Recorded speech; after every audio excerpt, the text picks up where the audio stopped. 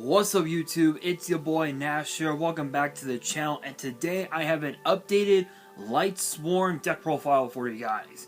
So, it's been a while since I've done an update on the deck, but the reason why I decided to do an update on the deck is because of one card in particular, Ancient Fairy Dragon. If you guys remember in the previous deck profile that I did, I was running 2 copies of Ancient Pixie Dragon, which is the dark counterpart of Ancient Fairy Dragon, and I realize now, even with the new errata, Ancient Fairy Dragon is still pretty broken in a deck such as Lightsworn. So I didn't really do a whole lot to the deck. I did take some cards out. I did put in some cards. Did a bit of a switch up a little bit, but even with Ancient Fairy Dragon's errata, the card is still pretty broken in a deck like Lightsworn. So hopefully you guys are ready for this deck profile. If you guys are and you guys want to see more deck profiles in the future, make sure you guys smash that thumbs up button, subscribe to the channel, turn on the notification bell. Follow me on all of my social media. My @ will be in the description below, as will the info to my fan mail. It will also be in the description as well. And before we do get into the deck profile, I'm sure a lot of you guys who are new to the channel are probably curious how I do my deck profiles. Well, truth be told, I use Dueling Nexus, which is an online server similar to Dueling Book, but the big difference between Dueling Book, and Dueling Nexus is that Dueling Nexus has an automated system, whereas opposed to Dueling Book, they have a manual system where you have to actually put the cards onto the board, into the hand, and all that, where Nexus does it automatically. And unlike Dueling Book, Nexus has an AI system, which I mainly use the most to test out my decks. So yeah, so big shoutouts to Dueling Nexus. Not sponsored, although I'm pretty sure that that someone in that group is probably a subscriber of mine. So hit me up, let's talk business. But with that being said, also to you guys as well, I almost forgot, if you guys want to check out the full deck list and see what it looks like, I'm gonna be posting a photo of it on my Instagram about an hour or so, maybe even later on in the day, after this video gets put up. So make sure you guys follow me on my Instagram to check out the post. My @ will be in the description. So let's get straight into it, guys. Enough wasting time. Let's get straight into it. So in the last build, I was running 3 copies of Judgment Dragon. I decided to cut out the 3 and only decided to run 2. Reason being, the reason being is because truth be told, Judgment Dragon can oftentimes be a brick, because if you don't open with a card like, say, Charge of the Light Brigade, and you don't have a way to summon Judgment Dragon from your hand, Judgment Dragon is essentially a brick. So that's why I decided to cut this to 2 and basically just ensure that I'm actually able to get a good amount of my Lightsworns into my graveyard, so I can then summon Judgment Dragon and just pop the board, which is pretty insane. So it's sort of like a mini Chaos Emperor Dragon, where you have to pay the life points, just and pop the whole board. But as long as this card is the only card on your side of the field, you basically just have a one-sided you basically have a Raigeki Harpy's Feather Duster rolled into a giant dragon, which is pretty nuts. I am running the usual Black Luster Soldier Envoy at the beginning, mainly because of the fact that I do have some darks in the main deck. I do have quite a few darks in the extra deck, in the form of cards like Draco, Berserker of the Tenny, Ancient Pixie Dragon, Time Thief Redoer, Unchained Abomination, which is one of the newer cards that I added into the deck, Nightmare Unicorn, and even the side deck has a couple of darks, which we'll get to that later on. So BLS still, I know that it did get an errata years ago, but it's still pretty good. It's still a pretty nasty card, especially in a deck like this, because you can just trigger off BLS's effect to banish like any card, to banish any monster on the board, and then just sync this with, I'll say, if you had a 2-star tuner, you can sync them both off into a Baron, which is actually pretty nasty, but still BLS still pretty cool. Now for the Lightsworns, we are running 3 copies of Wolf, which is arguably the biggest break of the whole deck, because if you open with this, you can't do anything about it. The only way you can get it in, if you open with this card, the only way you would be able to send it to your graveyard from your hand is off of the effects of Solar Recharge, in which it's very possible, and you do get a +2, but you have to send the top 2 cards of your deck to your graveyard. So it basically comes as a 4 for 2, which is probably one of the worst, which is basically a worst case scenario when you have Wolf and Recharge in your opening hand. So it's a bit of a high rolly card, but still, if you milled this card off of something like, say, Charge of the Light Brigade, then Wolf can be a very powerful card, especially the fact that it's a 2100 beat stick. That's pretty powerful to say the very least. And not only that, Wolf is also in here as fodder for your rank 4 plays, or even your synchro plays, depending on what you want to summon, which is pretty insane.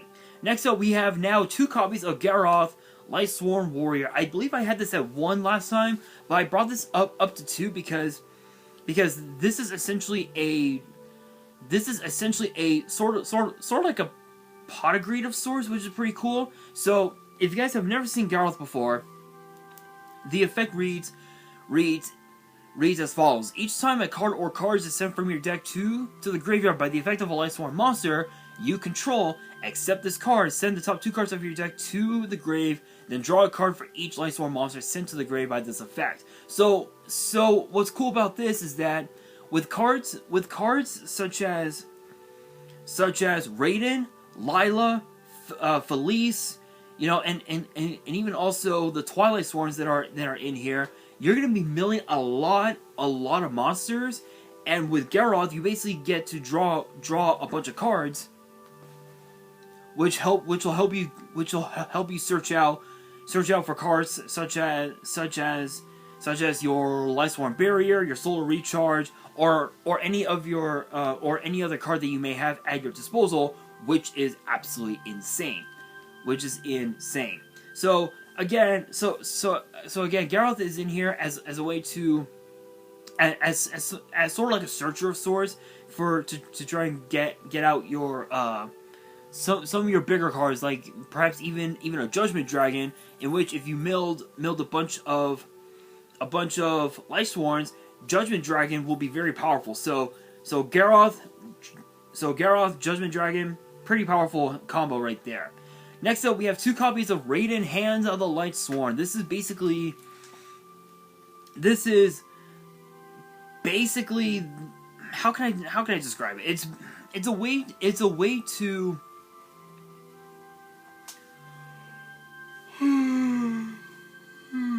excuse me, it's a way to keep milling cards from your deck to get out Wolf and Felice, because Wolf and Felice have the same effect where they cannot be normal summon or set, and they have to be special summon by a card effect, meaning if they were both sent to the graveyard by a card effect, excuse me, then you're able to summon both from your graveyard. So if you have both on, so if you milled both off of Radiant's effect, you basically have yourself one of two cards. You can either go into a rank 4 or into a level 8 synchro, which is pretty insane, just off of the effect of Raiden, which is pretty cool. However, though, the thing is that during your end phase, you guys know with Lightsworn you have to mill from your deck. So with Judgment Dragon, at the end, during the end phase, you have to send the top 4 cards of your deck to your graveyard. Wolf does nothing. It's basically a break, and all you do is just summon it from your graveyard, which is pretty nice. Garroth does absolutely nothing. It just gives you a draw. With Raiden, you have to send the top 2 cards of your deck to your graveyard. Then of course Felice, you have to send the top 3 cards of your deck to your graveyard. And then we have the 2 copies of Lila, Lightsworn, Sorceress, which you send the top 3 cards of your deck to your graveyard during the end phase. But it has a sort of like a really weird, a really weird MST effect. So Lila's effect reads: you can target one spell or trap your opponent controls. This card's battle position cannot be changed until the end of your next turn. Changes card you control from face-up attack to face-up defense and destroy that target. And then again send the top 3 cards of your deck to your graveyard, which is pretty nasty. And if you milled more cards off of off of Lila and Felice, Garroth's effect would end up triggering. If you have Garroth on board, you get to draw more cards, and if you end up drawing out, let's say Call By, or a Harpy's Feather Duster or whatever, you basically have a way to negate any hand trap that your opponent may have during your turn. So if your opponent were to ash, let's say, your Solar Recharge, you would have Call By. If your opponent sets a fuck ton of back row, you have Harpy's Feather Duster to sweep the board, which is pretty nice. Pretty nice. Then, of course, we got 2 copies of Lumina Lightsworn Summoner. This is actually a really interesting one because the effect reads: once per turn, you can discard 1 card, target a level 4 or lower Lightsworn in your grave, special summon it, and during the end phase, send the top 3 cards of your deck to your graveyard. So this is essentially let's see, 3, 5, 6, 7, 8. You basically have 8 Monster Reborns in your deck in the form of the 3 Wolf, the 2 Felice, the 2 Lumina, and the 1 Monster Reborn itself, which is pretty nasty. Because if you were to resummon, let's say Raiden, you basically have a level 7 synchro in the form of cards such as Michael, the Arc Lightsworn, Ancient Pixie Dragon, or Ancient Fairy Dragon, which is absolutely insane. Then, of course, we got Minerva Lightsworn Maiden, which is only a single copy in the deck. This card is kind of a brick because the thing is that you have to have monsters in your graveyard. You have to have Lightsworn monsters in your graveyard that are less or equal to Judgment Dragon's level. And because that Judgment Dragon is a level 8, her effect is basically a brick. So it's not the best card, but it is a tuner, and it can help you go into cards such such as Michael, Pixie Dragon, Fairy Dragon, or the Baron, if you're able to summon Baron from right off the bat, which is pretty pretty damn cool. So its effect reads: when this card is normal summon, you can add a light dragon from your deck to your hand, whose level is less than or equal to the total number of Lightsworn monsters with different names in your grave. So if you do have eight Lightsworns, then you basically do get to add Judgment Dragon to your hand, but most of the time it's going to be a brick. So it is what it is. And then it has another effect where it reads: if this card is sent from the hand or deck to the grave, send the top card of your deck to the grave. And during each of your end phases, send the top 2 cards of your deck to the grave. So basically it's basically a way to mill 3 cards, have Gyarados effect trigger, and just combo off in there, which is pretty nice. Then we move on into the Lightsworn. So I'm actually now running 5 of them in the form of the one Jane Lightsworn General, 2 Lumina Lightsworn Shaman, and 2 Lila Lightsworn Enchantress. Jane's effect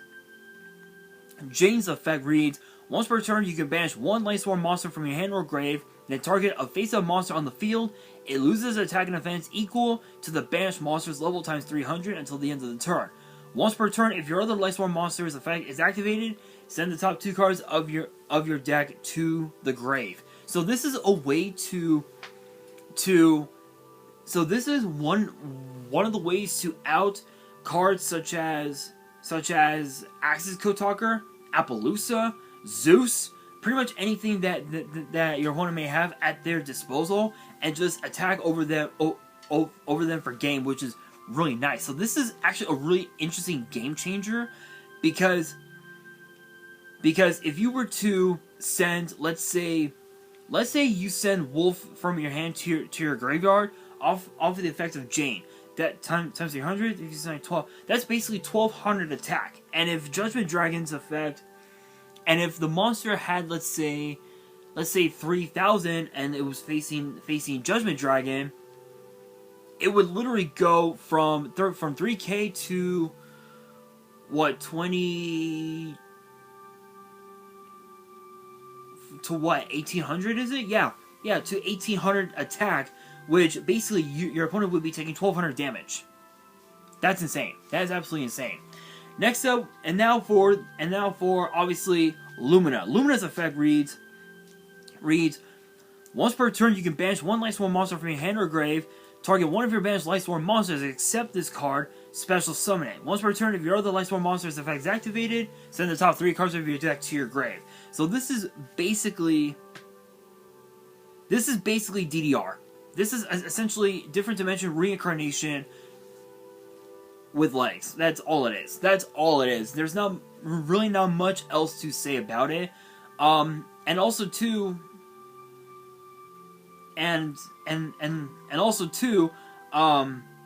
what's cool about this is that if you were to tune, let's say Jane and Minerva, and you go into a level 7, you activate Monster Reborn, resummon Minerva, and you send both Michael and Lumen and Minerva to your graveyard. You can actually summon Baron that way, which is pretty nice. And what's cool, and what's even more cool about this is that you can resummon Michael off of the effects of Baron just by sending Baron back into your extra deck, which is pretty nasty. And then of course Lila, basically it's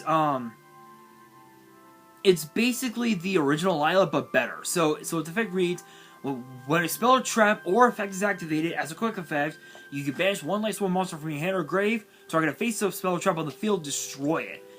And if your other Lightsworn monster is activated, send the top 3 to the grave. So basically the Enchantress is basically the original Lila, but instead of switching its battle position, it's basically a sort of like a Psalm. It's basically kind of like a Psalm Judgment, if you will, which is really nice. And then to round up the monsters, we have 2 copies of Diana, the Light Spirit, mainly because of the fact that you need a way to go into your rank 4 plays, and Diana is basically a 1 card Xyz, which is pretty nice. So that's pretty much it for the monsters. Moving on into the spells, we've got for the one-ofs. For the one-ofs, we have the one called by, we got the one Monster Reborn, the one Harpy's Feather Duster, and then a single copy of Lightsworn Sanctuary. And you guys are probably wondering, what does this card do? It's it's a continuous spell that reads once per turn you can send one Lightsworn monster from your hand to the graveyard, then target one other Lightsworn monster in your grave, add it to your hand. So it's essentially monster reincarnation. That's all it is. It's monster reincarnation, which is really nice. Each time a card or cards is sent from your deck to the grave, place 1 shine counter on this card. If a Lightsworn card you control would be destroyed by a card effect, you can remove 2 shine counters from your side of the field for each of those Lightsworn cards instead. So it's basically Dragon Lords on steroids, which is nuts. And the more cards you send to your graveyard from your deck, the more shine counters you gain. And the more shine counters you gain, the more protection you will have for your Lightsworns, which is really nice.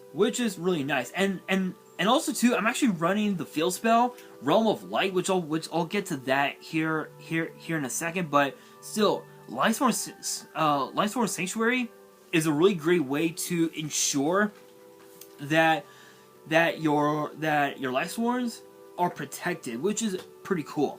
Now for the rest of the spells, we got the 3 Solar Recharge, which again, as I mentioned earlier, comes as a 4 for 2, which is kind of bad.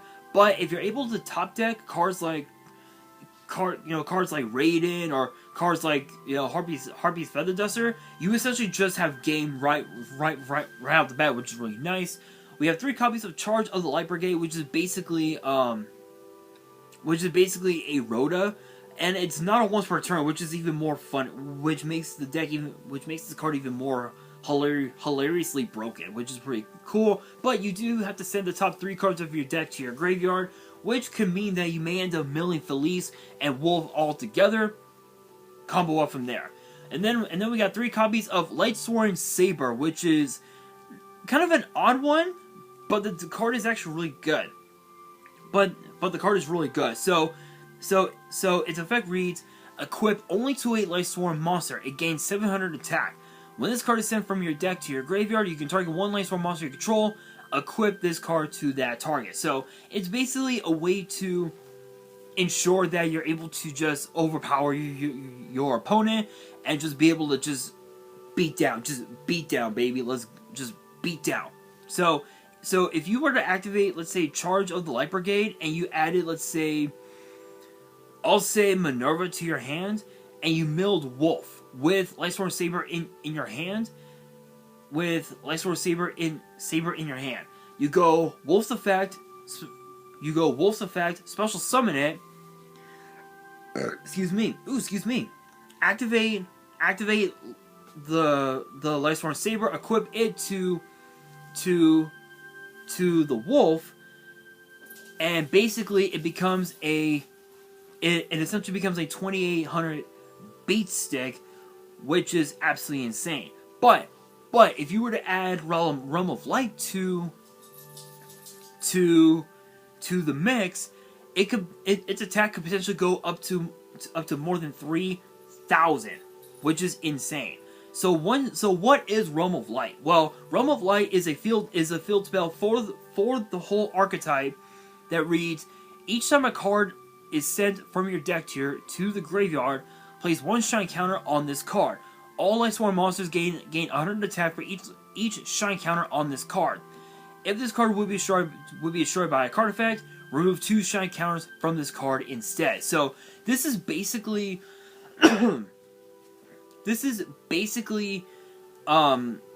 what was it, field barrier in the form of a field spell itself, which is absolutely nuts. So again with Wolf, with Wolf on board, that's 2100.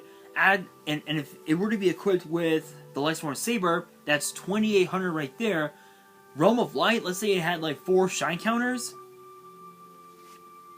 that would be up to 3200 attack, which is a nasty combo right there, which is pretty cool. Moving on into the traps, there's only 6, 2 copies of 3 cards, 2 Lightsworn Barrier, 2 Solemn Strike, and 2 Solemn Warning. Lightsworn Barrier is in here as a way as sort of like a continuous negate attack, which is really nice, and it's a way to just ensure that your Lightsworns do not get destroyed by battle, which is really nice. And then of course again the strikes and the warnings are only in here as a way to force out some of the problematic cards that your opponent may have for you. So they're only in here for that. Moving on into the extra deck. Hang on, guys. There we go. Moving on into the extra deck. So first up for the synchros, we've got the single copy of Baron de Fleur. We got the Draco Berserker of the Tenny as well, which is really nice. We got Frame Lord Omega, Michael the Arc Lightsworn, Ancient Pixie Dragon, and the newly acquired Ancient Fairy Dragon. Baron is essentially an Omni Negate, which is really nice. It can pop cards on the board, and not only that, during the standby phase, you can, if you wanted to, you can put this card back into your extra deck, target any monster that's level 9 or lower, and summon it from your graveyard, which is really nice. Draco is in here because it's essentially a bottomless trap hole. It's not a bottomless trap hole. It's essentially a call by, which is really nice. So the effect reads, when your opponent activates a monster effect, banish it, and it's a quick effect. So it's a quick effect, which is really nice. If this attacking card destroys an effect monster of a battle and sends it to the grave, this card gains attack equal to the destroyed monster's original attack, and it can make a second attack on a monster during the battle phase. You can only use each effect once per turn. So not only is this a called by, but it's also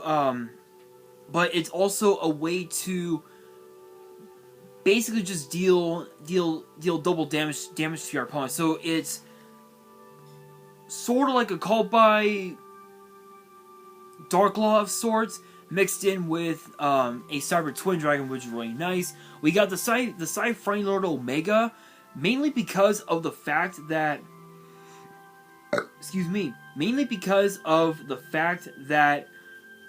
because you have the Twilight Sworns, they're gonna banish a good majority of your Lightsworn monsters. So the Omega is in here as a way to put those monsters back into your graveyard, so you can use those effects over and over again, and Omega can just bring them back over and over again to your graveyard, which is really nice. Michael is in here as, I would say as a filler, but Michael is actually a pretty cool card. So his effect reads, once per turn, pay 1,000 life points, target a card on the field, banish that target. So it's a bottomless trap hole, Cosmic Cyclone rolled into one, rolled into a single dragon, which is pretty insane. When this card is destroyed, you can target any number of other Lightsworn monsters in your grave, shuffle them into the deck, and gain 300 life points for each for each returned card. So this is actually a nice a nice little like mini pot of avarice, but instead of drawing cards, you're actually gaining life points, which is absolutely nuts. Not much else to say about that. Now Ancient Pixie Dragon, and both Ancient Pixie and Fairy Dragon are in here as a way to search out the field spell. So Pixie Dragon's effect reads, after resolving a field spell card that was activated during your turn, draw one card. So if your opponent were to activate, let's say, Metaverse, and they were to activate a field spell, you get to draw a card, which is absolutely nuts. And the effect and it has a second effect where it reads, once per turn you can target a face-up attack position monster on the field, destroy that target, and there must be a face-up field spell on the field to activate and resolve this effect. So this is really cool because you're able to just pop any of your opponent's monsters and just combo off from there, which is really nice. Ancient Fairy Dragon did get an errata where both of its effects are now once per turn. It is a bit unfortunate, but it's still pretty nice. But it's still not too shabby. So its effect reads, once per turn, you can special summon a level 4 or lower monster from your hand. You cannot conduct your battle phase the turn you activate this effect. Once per turn, you can destroy as many field spells on the field as possible, and if you do, gain 1,000 life points and add a field spell from your deck to your hand. So if your opponent were to have a field spell on board, you can not only can you destroy it, but you can also get out Realm of Light to your hand. So Fairy Dragon is essentially a terraforming. Is essentially terraforming, but you're also able to Cyber Dragon any 4-star monster you may have in your hand, which is absolutely nuts. The only downside is that you're not allowed to summon. I believe the ruling is that you're not allowed to summon Wolf or Felice off of Fairy Dragon's effect. I never got the chance to try out that combo, but I think you are. I don't know. I could be wrong, but that's basically pretty much it for the synchros. For the Exceeds, we got the Zeus, we got the Time Thief Redoer, and the Minerva, the Exalted Lightsworn. I never thought that Minerva would be like a like a $400, $500, $600, maybe $700 like super rare pro YCS prize card. I never would have thought, right? Who would have ever thought? But Zeus, Redoer, we all know what those cards do. Minerva is actually in here because it's a way to continuously mill more cards to your graveyard, and be able to just draw out your deck and try and search out for your Call By, your Feather Duster, or even your Soul Recharge, so you can get out more draws, which is really nice. For the links, we got the Underworld Gods of the Closed World, Blacklusted Soldier, Soldier of Chaos, Unchained Abomination as a way to just double pop your opponent's board, which is really nice. Nightmare Unicorn, Nightmare Phoenix, and Nightmare Cerberus. Unicorn is basically a way to set your opponent's board back a turn, which is really nice. Nightmare Phoenix is essentially an MST, and Nightmare Cerberus is essentially a trap hole, but for special summon monsters, which is pretty cool. Moving on into the side deck. The side deck is a bit wonky, but this is my preference anyway. You guys can have any side deck that you want, but my side deck consists of 2 Ash Blossom, 2 Ghost Bell, 2 Barrier Statue of the Heavens. This is actually a really nice card because of the fact that most of the monsters are light. Especially in the main and the extra. How many lights are in the extra? I think we've got 1, 2, 3, 4, 5, 6 lights in the extra, and most of the monsters in the main are light. The light barrier statue is going to be a very problematic card for your opponent. So that's why I decided to add this into it. Is just a way to just out any problematic cards that my opponent may have. Then of course we got the Decode Talker and the Axis Code Talker, which were some of the other darks that I had mentioned earlier on in the video. We got 2 copies of Cosmic Cyclone, just as more back row removal in case if the Feather Duster, just in case if the Lilas, the Feather Duster, or and the Lightsworn Enchantresses are not enough. I can side out. Something like say.